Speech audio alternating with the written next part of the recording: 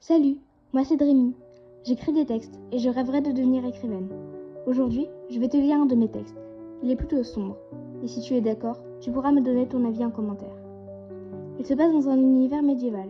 Le voici. Son nom, c'est Nuit de Noël. Là, je sentis mon corps faiblir. Mes jambes tremblaient avant de céder. Ma tête rencontra alors le sol froid et dur. Mes oreilles cessèrent d'entendre, remplissant le vide d'un bourdonnement assourdissant. Là, le temps s'arrêta.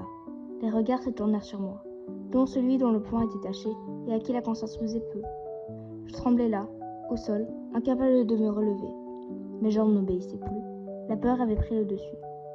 À cet instant, des perles d'eau coulèrent sur mes joues de porcelaine. Mes yeux verts se fermèrent doucement, et pas sans poignée douleur. Cela devait être la fin. Et quand la paix de la mort vint me chercher, celle-ci s'enfuit aussitôt.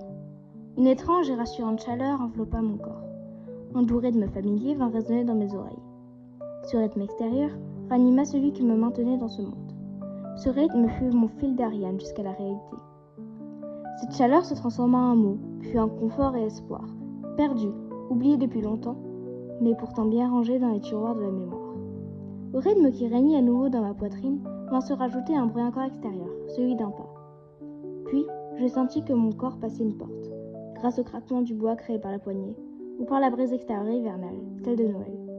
Puis, cette chaleur, qui me portait jusque-là, s'enfuit et me laissa là, noyée dans la neige qui se teintait alors de rouge. La nuit était tombée. J'entendais la messe au loin. Les chants religieux sortaient imposants du corps de l'église. Cette mélodie était insolente. On vénérait là un enfant, bien qu'un autre meure. L'espoir s'éteignit, aussi vite qu'arrivé.